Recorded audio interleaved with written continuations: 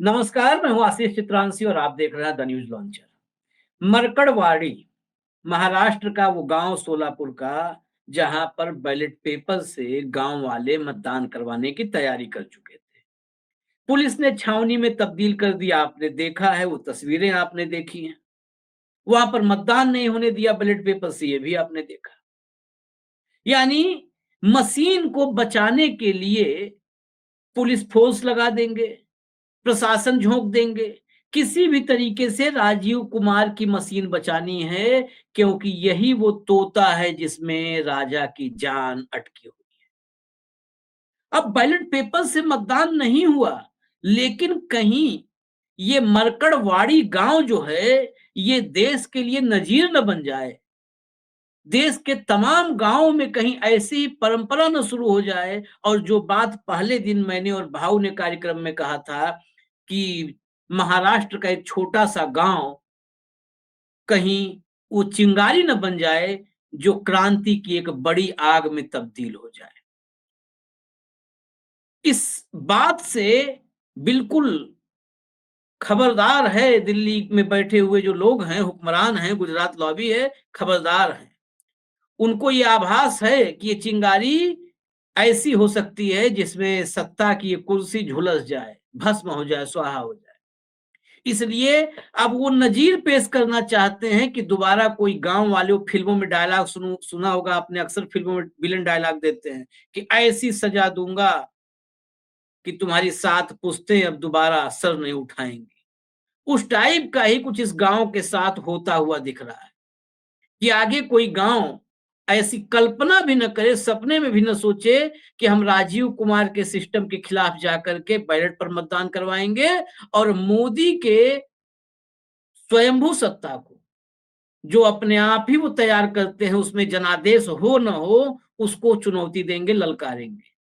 200 लोगों पर एफआईआर हुई है, 200, 200।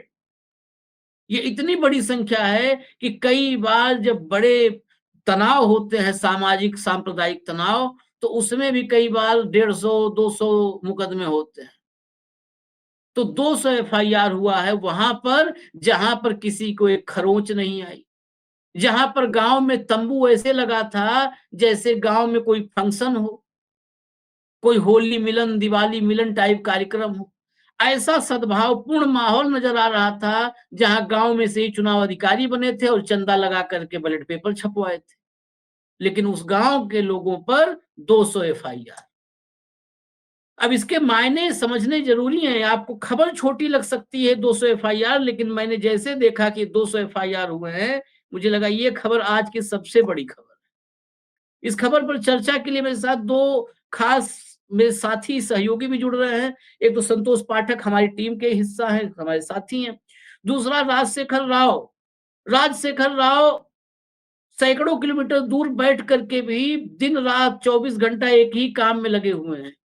वो राजीव कुमार की मशीन के खिलाफ कैसे सुप्रीम कोर्ट या कहीं पर भी ये ठोस सबूत सामने रखा जा सके। हालांकि कोई सुन नहीं रहा है, लेकिन ये अपनी कोशिश जारी रखे हुए है। हरियाणा का चुनाव, महाराष्ट्र का चुनाव, वोटों का एनालिसिस, कहां पर खेल हुआ, कैसे खेल हुआ, एक्सपोज करना, लोगों को जागरूक करना, लगे हुए हैं। राव साहब के पास सीधे चलते हैं। राव साहब, ये 200 लोगों पर एफआईआर, आप बड़े उत्साहित थे कि अब ये गांव जो है ये एग्जाम्पल बन जाएगा डेमोक्रेसी बचाने के लिए। लेकिन ये 200 के पर एफआईआर के बाद तो मुझे लगता है कोई गर्दन नहीं उठाएगा, बैलेट पेपर की तरफ देखेगा भी नहीं। ये तो डर नमस्कार फैलाने की चित्रांशी। कोशिश है। जी नमस्कार नमस्कार। चित्रांशी जी और संतोष जी, नमस्कार। आपके दर्शकों को भी नमस्कार। आपने एक फिल्मी डायलॉग कहा था कि अगर कोई सर उठाए तो उसका सर कुचल देंगे। आपको एक और डायलॉग सुनाना चाहता हूँ। फेमस फिल्म है अमिताभ बच्चन की दीवार फिल्म से। अगले हफ्ते से एक और मजदूर हफ्ता देने से इनकार करेगा। एक को रोकेंगे तो कहीं और शुरू हो जाएगी। मेरे ख्याल से महाराष्ट्र में 3-4 गांव ऐसे हैं। 2 तो खबर है, अभी तो उसकी पुष्टि होनी है। 2 गांव अभी अकोला के आसपास के 2 गांव हैं। वो भी 6 दिसंबर को बैलेट पेपर चुनाव करवाना चाहती है। अगर वहां भी कर्फ्यू रखा गया, वहां भी एफआईआर हुए, तो मैं मानता हूं महाराष्ट्र, सारे महाराष्ट्र में आग तो लगेगी ही, देश में भी कहीं आग लगने लग जाए। हरियाणा तो वैसे, हरियाणा तो वो लोग तैयार बैठे हैं, दिल्ली कूच कर रहे हैं वो लोग। आप हरियाणा के गांव-गांव से भी ऐसा कोई आंदोलन शुरू ना हो, मेरे को ये डाउट है। सो ये जो है ना, मतलब राजीव कुमार जो है, वो सरकार को इतना बचाव कर रहे हैं, ईवीएम के मामले में इतना बचाव कर रहे हैं। जब मामला सुप्रीम कोर्ट के पास गया, उच्चतम न्यायालय के पास, एडीआर ने जब लेके गया कि 100% वीवीपैट गिनना है, तो जस्टिस संजीव खन्ना और जस्टिस दीपांकर दत्ता, तब उस बेंच के हेड थे, आज के सीजे हैं, उन्होंने आदेश दिए कि स्टैंडर्ड ऑपरेशन प्रोसीजर, ये जो ईवीएम की जांच के लिए स्टैंडर्ड ऑपरेशन प्रोसीजर आप बनाएंगे और ये तय करेंगे कि ईवीएम में गड़बड़ी हो या नहीं, ये आपको तय करना है। उसके लिए स्टैंडर्ड ऑपरेशन प्रोसीजर बनाने की पूरी छूट चुनाव आयोग को दे रखी है। उन्होंने स्टैंडर्ड ऑपरेशन बनाया, स्टैंडर्ड ऑपरेशन ऐसा बनाया, कोई उसको पढ़े तो उसको साफ साफ नजर आएगा कि ये स्टैंडर्ड ऑपरेशन चोरी पकड़ लेके नहीं बनाई गई, ये चोर को भागने का रास्ता देने के लिए बनाई गई। कोई भी छोटे बच्चे को भी आप दिखाएंगे तो बोल देगा ये स्टैंडर्ड ऑपरेशन प्रोसीजर जो है, ये धांधली पकड़ने के लिए नहीं है, धांधली को छुपाने के लिए है। अब महाराष्ट्र के कुछ 11 उम्मीदवारों ने चिट्ठी लिखी है कि हम इस स्टैंडर्ड ऑपरेशन को नहीं मानेंगे, हम हमारे शर्तों पर, हमारे जो भी शक है उसको दूर करने के लिए आपको ईवीएम की जांच कराना है। ईवीएम की जांच कौन करेगा? चुनाव आयोग करेगा। किस लिए करेगा? ये जो उम्मीदवार है उसकी जो भी शिकायतें हैं उसको दूर करने के लिए करना है। अपने मन मुताबिक एक स्टैंडर्ड ऑपरेशन प्रोसीजर बना दिया और उसी को हम मानेंगे बोलते नहीं चलता। एक गोपाल दास अग्रवाल जी ने पहली जो चिट्ठी लिखी है उनका रिप्लाई भी आ चुका है चुनाव आयोग से। चुनाव आयोग जिलाधिकारी ने कहा कि हमने महाराष्ट्र को भेजा, महाराष्ट्र ने आगे उनको दिल्ली को भेजा और हमें ये समाधान मिला कि हम हमारे स्टैंडर्ड ऑपरेशन के प्रोसीजर के तहत ही ईवीएम की जांच करवाएंगे। तो अभी उसको मेरी विनती है, महाराष्ट्र और हरियाणा के एमएलए से विनती है कि हर एक उम्मीदवार को एक खत लिखना चाहिए कि हम इन शर्तों पर ईवीएम की जांच मांगते हैं।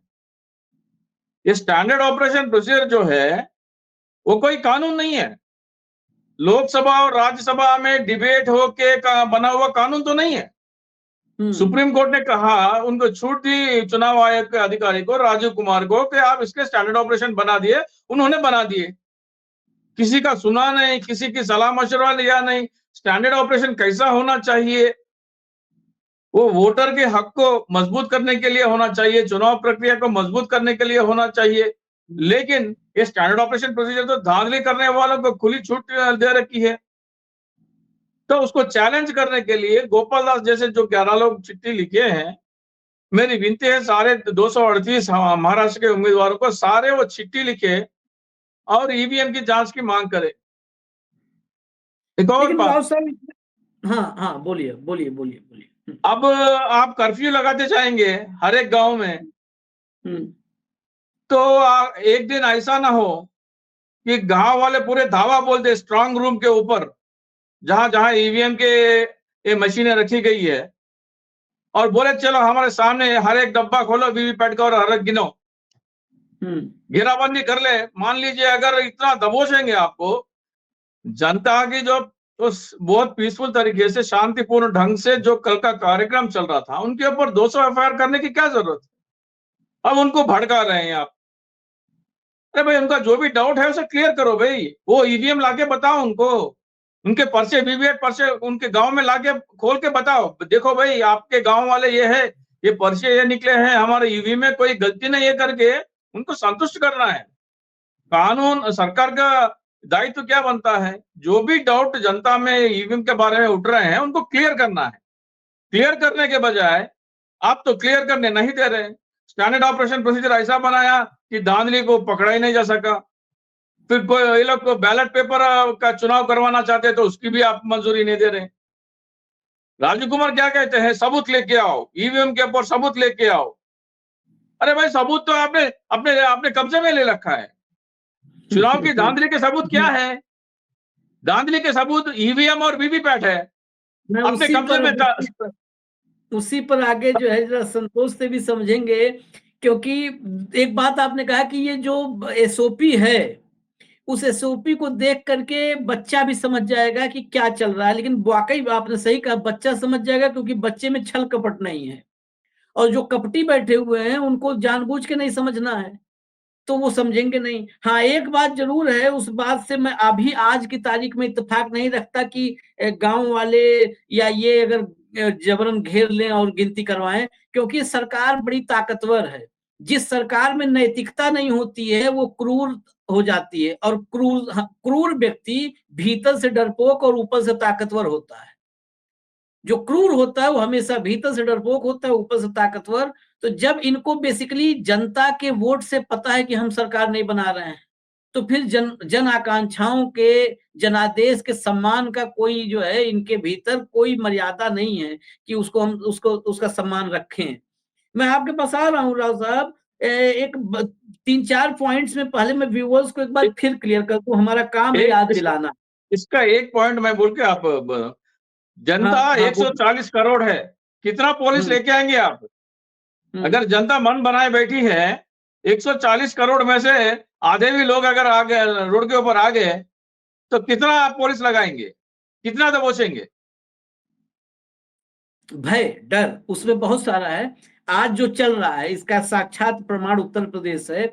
आज की तारीख में जो चल रहा है, भय, जब एक बार भय व्याप्त हो जाता है, डरा दिया जाता है कि तुम्हारा भविष्य बर्बाद हो जाएगा, जेल से बाहर नहीं आ पाओगे, तो बाकी सर नहीं उठा पाते। और जब उसके बाद सर उठाते हैं तो देश के लिए अच्छा नहीं होता है, फिर तो हालत बहुत खराब हो जाते हैं। मैं 3-4 पॉइंट्स में समझा दूं, रिमाइंड करवा दूं जो चल रहा है, संदेह क्यों है और उस संदेह को कैसे कुचला जा रहा है। संदेह का समाधान नहीं हो रहा है, संदेह निवारण नहीं हो रहा है, संदेह को कुचल दिया जा रहा है। सबसे पहला उल्टा चलते हैं। गांव वाले कहे कि भाई जितना वोट आपके मशीन में गिना गया है हमारे गांव का, कि फलाने ए को इतना मिला, बी को इतना मिला, हम एक बार बैलेट पेपर पर मॉक पोल करवा लेते हैं, गिन लेते हैं कि उतना मिला है कि नहीं मिला है। तो आप नहीं गिन सकते हो। प्रत्याशियों ने कहा ठीक है हम नहीं करेंगे, आप गिनवा दो, आपके बॉक्स में पर्चियां हैं और मशीन में वोट है, आप मिलवा दो। तो कहा नहीं जी हम नहीं मिलवाएंगे। अदालत में गए थे तो अदालत में बोला कि भाई 100% जो पर्ची है और मशीन है इन दोनों का मिलान करवा दो। तो अदालत ने कहा आप जो है संदेह मत करिए, चुपचाप घर जाइए, 5% का मिलान होता रहेगा। अदालत ने कहा 5% का मिलान होगा। जब प्रत्याशियों ने कहा चलो 5% का मिलान करवा दो, तो कहा नहीं, अदालत ने ये नहीं कहा है कि जो पोलिंग हुई है वो मिलान करवाना है, आओ चलो मॉक पोल खेलते हैं, तुमको दिखाते हैं कैसे बटन दबाने पे पर्ची गिरती है, आओ खेलते हैं पर्ची पर्ची। नई वाली पर्ची दिखाएंगे, पुरानी पर्ची नहीं दिखाएंगे। एक्सपर्ट्स कहते हैं कि राजीव कुमार साहब जरा मशीन को बाहर ले आओ, एक बार हम लोग भी रिंच हथौड़ी पेचकस प्लास लेकर के बैठ जाते हैं, सब चेक कर लेते हैं कि सारा दुरुस्त है कि नहीं दुरुस्त है। तो कहते हो नहीं वो हम खोल नहीं सकते हैं, ईसीआईएल के पेटेंट का उल्लंघन हो जाएगा। एक बार बैठाते हैं आप और आधे प्रोसेस, जैसे ही आधा प्रोसेस कंप्लीट होता है बीच से ही छीन लेते हो मशीन, ना ना ना आगे नहीं, ईसीआईएल के पेटेंट का उल्लंघन हो जाएगा। आप मशीन दिखाओगे नहीं, मशीन चेक एक्सपर्ट से कराओगे नहीं, मशीन और पर्ची का मिलान करवाओगे नहीं, जनता उसका अगर मॉक पोल के जरिए टेस्ट करेगी तो करने नहीं दोगे, तो चारा क्या बचता है? अदालत जाओ तो अदालत कहेगी कि नहीं आप चुनाव की प्रक्रिया पर संदेह मत करिए। यानी 143 करोड़ के देश में 4-5 आदमी को माइनस कर दीजिए, शाह को माइनस कर दीजिए, मोदी को माइनस कर दीजिए, योगी को माइनस कर दीजिए, भागवत को माइनस कर दीजिए। मैं उनको माइनस कर रहा हूं जो इस देश में आज की तारीख में संतोष, जो स्वयंभू हैं, जो जन्मे नहीं है, वो स्वयंभू हैं, जिनके मुताबिक वह देश के भाग्य निर्माता हैं, वही तकदीर तय करेंगे। संतोष पाठक की, राजशेखर राव की, आशीष चित्रांशी की, वही तकदीर तय करेंगे। तो भागवत, योगी, शाह, मोदी और राजीव कुमार, मैं इसमें चंद्रचूड़ और संजीव खन्ना को भी नहीं गिनता हूं। उन्हें तो कब क्यों कोर्ट केस से, किस केस से अलग हो जाएंगे, किस केस में सुनवाई करेंगे, शायद उन्हें भी पता है कि नहीं पता है। तो इन 5 आदमी को 143 करोड़ में से आप घटा दीजिए, बाकी की संदेह करने की क्षमता को डब्बे में बंद कर दो, बाकी कोई सवाल करे उसकी जुबान बंद कर दो, बाकी कुछ देखने की कोशिश करे कि भाई हमको ये देखना है कि कहां पर ठप्पा लगा है, आंख बंद कर दो। यानी 143 करोड़ -5, बाकी सब कीड़े मकोड़े हैं। क्या यही नहीं है इंडिकेशन कि बाकी सारे कीड़े मकोड़े हैं इस देश में? आपने जो बातें कही आशीष जी और राव साहब ने जो बातें कही, जब मैं आपको सुन रहा था, आपने जो 4-5 नाम गिने, बड़े देश के बड़े-बड़े दिग्गज नाम हैं, तो मुझे अचानक याद आ गया देश के 2 महापुरुषों को, महापुरुषों को, जिनका नाम लेकर प्रधानमंत्री नरेंद्र मोदी राजनीति करते हैं, और उसमें से एक का नाम लेकर तो इस देश का हर राजनीतिक दल राजनीति करता है। बाबा साहब भीमराव अंबेडकर की महाराष्ट्र की इसी धरती से आते हैं। संविधान सभा में उन्होंने क्या कहा था कि संविधान तो सिर्फ कागज है, शब्दों का पुलिंदा है, और लोकतंत्र उतना ही मजबूत होगा, ये संविधान उतना ही प्रभावशाली होगा जितना इसके तहत काम करने वाले लोग होंगे, और अगर लोग प्रभावशाली मजबूत नहीं होंगे तो ये भी मजबूत नहीं होगा। आज आप देख लीजिए कि संविधान के नाम की शपथ लेने वाले व्यक्ति, और संविधान सभा में एक बात और भी कही गई थी कि भारत के लोकतांत्रिक देश में शक्ति जो है वो आम जनता में निहित है। महात्मा गांधी जी कहा करते थे कि भारत की आत्मा गांव में निहित है।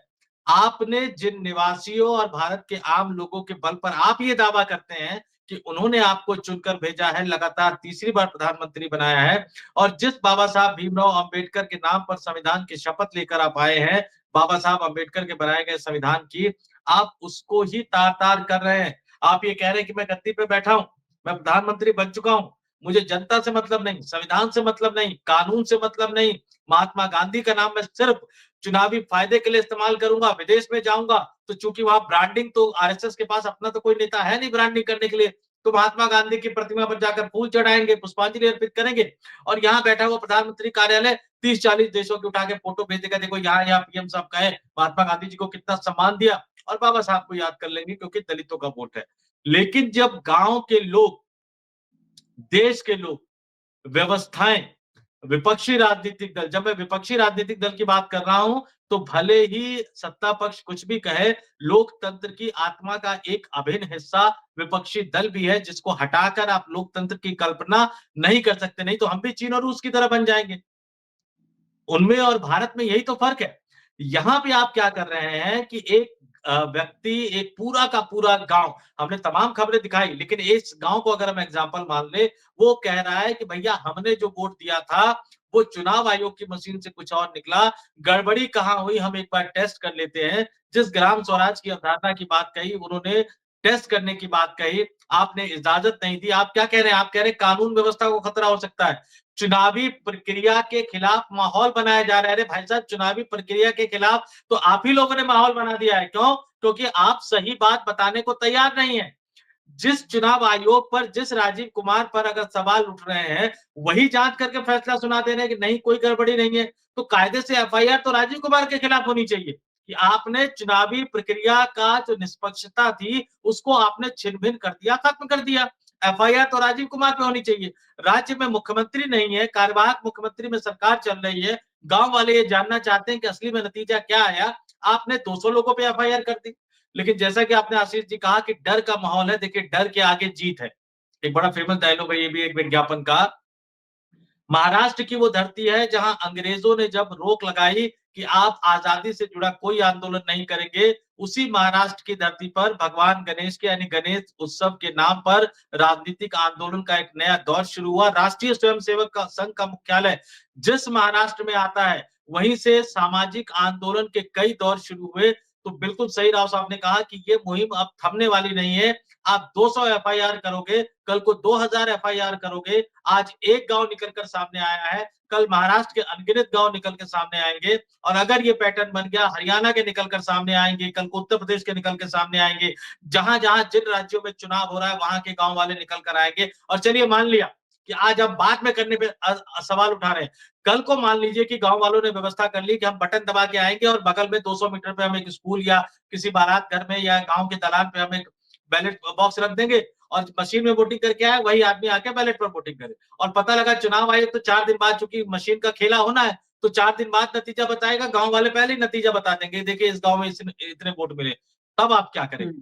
ये तमाम सवाल है और देश का माहौल खराब करने की कोशिश सरकारें कर रही है, राजीव कुमार कर रहे हैं। और अगर आप चुनाव की विश्वसनीयता और निष्पक्षता को साबित नहीं करेंगे, तो आप भारतीय लोकतंत्र को एक इतनी बड़ी चोट पहुंचा रहे हैं, जिसकी कल्पना आज के दिन में नहीं की जा सकती। लोगों में गुस्सा है, निश्चित तौर पर उस तरह का माहौल या आक्रामक माहौल नहीं बनना चाहिए, लेकिन हमें याद रखना चाहिए कि देश ने महात्मा गांधी का रास्ता भी दिखाया है और अगर महात्मा गांधी के रास्ते पर भी लोग बाहर निकल जाए तो आप क्या करेंगे? आशीष जी, मुझे एक दृश्य याद आ रहा है, हालांकि आज आप उस आंदोलन पे कई तरह के सवाल उठा सकते हैं, लेकिन मुझे एक दृश्य याद आ रहा है अन्ना आंदोलन का, जो महाराष्ट्र से आते हैं, उन्हीं के जिले का पहले हिस्सा हुआ करता था ये सोलापुर, बाद में सोलापुर जिला बना। सतारा का भी हिस्सा हुआ करता था, जहां मुख्यमंत्री एकनाथ शिंदे साहब जो पिछले वाले और उठ के अपने गांव चले गए थे। 16 अगस्त को उनको गिरफ्तार किया गया, अलग-अलग जगहों पे ले जाया गया, तिहाड़ जेल पे ले जाया गया, उन्होंने जमानत लेने से मना कर दिया। मजबूरी में, अगर मुझे डेट याद आ रहा है तो शायद ये 19 या 20 अगस्त का डेट था, उनको कहा गया कि आप आईटीओ के पास जो शहीद पार्क है वहां जाके बैठ जाओ। उन्होंने कहा नहीं, मैं रामलीला मैदान जाऊंगा।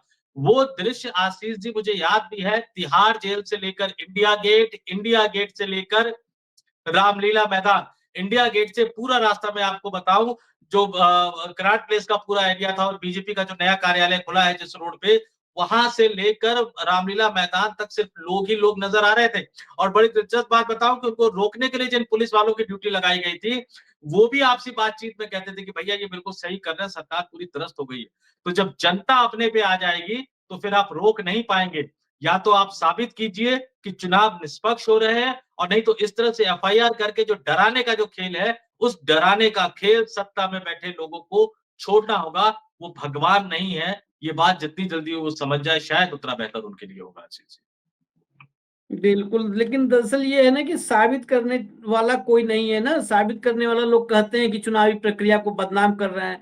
हम बताएँगे कुछ नहीं, हम दिखाएँगे कुछ नहीं, बस कितने थथरई से बेशर्मी से कहते हैं कि बदनाम करने की कोशिश। वही हाल है कि मोहल्ले में किसी घर का एक बेटा है, रोज़ लुढ़कते हुए आता है घर तक, डेली लुढ़कते हुए आता है। पुलिस वाले कहते हैं लाओ अब ज़रा साँस फूँको, ज़रा चेक करना है। तो वहाँ पर पुलिस वालों से भिड़ जाता है। मोहल्ले में चौकीदार शाम में रात में सीटी बजा रहा होता है तो उससे गाली-गलौज करता है। लेकिन जब पूरे गाँव में चर्चा, मोहल्ले में चर्चा हो जाती है कि बड़ा नालायक लड़का है, रोज़ रास्ते में रात में लुढ़कते हुए आता है, तो बाप कहता है बेटे को बदनाम करने की कोशिश हो रही है। तो वैसे ही ये बदनाम करने की कोशिश बता रहे हैं। ये नहीं कह रहे हैं कि बेटे को जरा कभी रात में सीधा दोनों पाँव पे खड़ा करके दिखा दे मोहल्ले वालों। एक दिन किसी दिन बेटे को कह दे कि आज चौकीदार की छुट्टी है, देखो पूरी रात मेरा बेटा ही सीटी बजाएगा। एक दिन कह दें कि पुलिस वालों के पास खुद जाके बेटा मेरा कहेगा लो मुंह खोल के सांस फूंक रहा हूं, मशीन लगा लो अपनी। जांच नहीं करवाएगा, बेटा रोज नाली में गिरता हुआ आएगा, लेकिन बेटा वो शोले में वही डायलॉग्स की बात हुई तो शोले डायलॉग वो जो कि सारी इसमें सब कोई दिक्कत नहीं है, बस कभी कभी जाता है तो पत्ते खेल लेता है। वो पूरा डायलॉग तो मुझे नहीं याद है, फिल्म थोड़ा कम देखता हूँ, लेकिन जब धर्मेंद्र का बखान वो मौसी से अमिताभ बच्चन ने किया था, तो वैसे ही बखान वाला हाल है। फिर वैसे ही बखान कि कोई कमी नहीं है, बस कभी-कभी मुजरा सुनता है, बाकी और कोई कमी नहीं है। रोज गिरता हुआ घर जाता है, बस बाकी बुराई मत करना इसकी कोई भी, यही हालत है। एक फाइनल कमेंट के लिए राव साहब के पास चलते हैं, फिर इसको चर्चा को रोक देते हैं, क्योंकि और अपडेट्स मुझे लग रहा है अकोला से आए तब हम लोग थोड़ा आगे बढ़े, क्योंकि अगर ये बात ये जो है आगे अकोला पहुंच जाती है, यानी अब इस चिंगारी ने असर दिखाना शुरू कर दिया है, क्योंकि चर्चा है, राव साहब ने बताया कि अकोला के 2 गांव से ऐसी खबर आ रही है कि वहां पर भी बैलेट से वो जो है एक मतदान प्रक्रिया वहां पर पूरी करने की चर्चाएं हैं 6 दिसंबर की। लेकिन अभी वो खबर अपुष्ट है, उसकी पुष्टि नहीं हुई है। राव साहब, ये 200 एफआईआर क्या अगर अकोला की तैयारी अगर कोई हो रही होगी तो उस तैयारी को 200 एफआईआर रोक देगी? या यही 200 एफआईआर अकोला में अगर कोई तैयारी हो रही होगी तो उस तैयारी पर मुहर लगवा देगी कि चलो एफआईआर कर रहे हो तो एफआईआर ही कर लो। नहीं, पहले तो मेरे ख्याल से अकोला के 2 गांव लोगों ने सोचा कि हम 2 गांव में कर लेते हैं। ये 200 एफआईआर का मतलब है 200 गांव में करो बैलेट। ये 200 एफआईआर का मतलब है कि 200 गांव में बैलेट पेपर चुनाव करवाने के लिए जो उसका जो एनर्जी चाहिए, उसका जो करंट चाहिए, वो करंट और उसका जो ईंधन चाहिए, लोगों को मिल गया है। मैं कहता हूं अगर महाराष्ट्र में कुछ हुआ, अगर महाराष्ट्र में 100-200 गांव आ गए, तो नेक्स्ट इन लाइन हरियाणा से पहले आंध्र प्रदेश होगा। मैं कहता हूं हरियाणा से पहले आंध्र प्रदेश में आंदोलन चलेगी। अगर महाराष्ट्र में 100 गांव के ऊपर बैलेट पेपर की गिनती होती है, तो नेक्स्ट इन लाइन हरियाणा नहीं होगा, आंध्र प्रदेश होगा। यानी चलिए, इसका मतलब 3 राज्य आपने बता दिया, हरियाणा और महाराष्ट्र हम लोग की निगाह थी, लेकिन आंध्र प्रदेश में भी कुछ सुलग रहा है। ये हाँ, मतलब कुछ सुलग नहीं, और रहा है वहां पर। आशीष जी, अगर आंध्र प्रदेश में कुछ भी हलचल होगी तो उसका असर दिल्ली दरबार पर भी पड़ेगा। 16 सांसद है मोदी को समर्थन देने वाले उनके। नहीं, वो तो विपक्ष करेगा ना, वो तो एनडीए पक्ष है, 16 वाला तो एनडीए पक्ष है। उनकी सरकार को अगर वहां पे नतीजे कुछ और आते हैं, आंध्र प्रदेश का माहौल देखिए, मैं जानता हूं कि जब उनके पूर्व मुख्यमंत्री की जब मृत्यु हुई थी वहां पर, तो वहां बड़ा इमोशनल माहौल है। वहां किसान अपने नेता के लिए कर लेता है। तो अगर वहां पर इस तरह का माहौल या इस तरह का गांव के हिसाब से अभियान शुरू होगा, तो चंद्रबाबू नायडू साहब उस ताप को झेल नहीं पाएंगे आशीष जी। वो नरेंद्र मोदी जैसे मजबूत नहीं है, क्योंकि आंध्र प्रदेश में इस तरह का आंदोलन सरकार के खिलाफ शुरू होना, पवन कल्याण फिलहाल उनके साथ है, अगर ये शुरू होगा तो टीडीपी के लिए बड़ी मुश्किलें खड़ी हो जाएंगी। उनके विधायकों का घर से निकलना मुश्किल हो जाएगा अगर ये बात गांव वाले करने लगे कि गलत तरीके से जीते हैं। और फिर उनके लिए सबसे बड़ा सवाल ये हो जाएगा कि मोदी जी से पीछा छोड़ा लो भाई, नहीं तो वो खुद तो डूबी रहे, मुझे भी डुबाने के लिए तैयार हो गए हैं। नहीं भाई, थोड़ा सा आपकी गलतफहमी दूर कर दो संतोष जी का। आप माइक उठा के 100 लोग उनके पास चले जाइए आंध्र प्रदेश में, 90 लोग बोलेंगे चंद्रबाबू नायडू और पवन कल्याण ईवीएम से जीते हैं। कोई ये मानने के लिए तैयार नहीं कि वो लोगों ने बैलेट पेपर से चुनाव से जीते हैं। 100 में से 90 कह देंगे आज। आप अगर माइक उठा के लेके जाए 100 लोगों के बीच में, कोई ये मानने के लिए तैयार नहीं है कि चंद्रबाबू नायडू और पवन कल्याण और बीजेपी 175 में से 164 सीटें जीती है। हर कोई गुहार लगा रहा है मीडिया के। आप किसी भी चैनल, यूट्यूब चैनल खोल के, सिवाय सैटेलाइट मीडिया को, कोई भी यूट्यूब चैनल आप खोल के देख लें, जनता सख्त नाराज है, वो चुनाव के खिलाफ है और आवाज देने के लिए, उनके लिए एक मजबूत आंदोलन के लिए देख रहे हैं। लेकिन बात यह है कि बीजेपी ने जगन मोहन रेड्डी को दबा के रखा है, ईडी सीबीआई के दम पर दबा के रखा है। अगर जनता से कोई आंदोलन कोई और प्रदेश में होता है, उसका इफेक्ट सीधा आंध्र प्रदेश में हो जाएगा। उसकी उसकी नेता की जरूरत नहीं है, उनकी एक चिंगारी की जरूरत है। आग तो सुलग रही है भीतर भीतर, और आग लगेगी तो बहुत दूर तक जाएगी। उसको मुंबई से और आंध्र प्रदेश से और हरियाणा से फिर दिल्ली पहुंचते हुए देर नहीं लगेगी। देर नहीं लगेगी। मेरे ख्याल से अगर महाराष्ट्र में हो गया, 6-7 महीने के अंदर लोकसभा के लिए दोबारा चुनाव कराने की मांग भी हो सकती है। चलिए, तो खैर अभी दूर की बात है, लेकिन फिलहाल देखें कि 200 एफआईआर के बाद, इसके बाद का रिएक्शन बहुत इंपॉर्टेंट होगा। 200 एफआईआर की खबर हमने दिखाई क्यों, आखिर में आपको समझ में आ गया होगा ये मामला कि 200 एफआईआर के बाद रिएक्शन क्या है। क्या इसके बाद भी जो अकोला में 2 गांव की चर्चा है, 2 गांव, 4 गांव, 1 गांव फिर खड़े होते हैं? अगर इस 200 एफआईआर के बाद भी गांव आगे खड़े हो गए तो फिर संकेत अच्छे नहीं हैं, फिर आर पार हो जाएगा, ये तय मानिए। हमें इजाजत दीजिए, न्यूज लॉन्चर आप देखते रहिए। नमस्कार, धन्यवाद राव साहब, धन्यवाद। नमस्कार।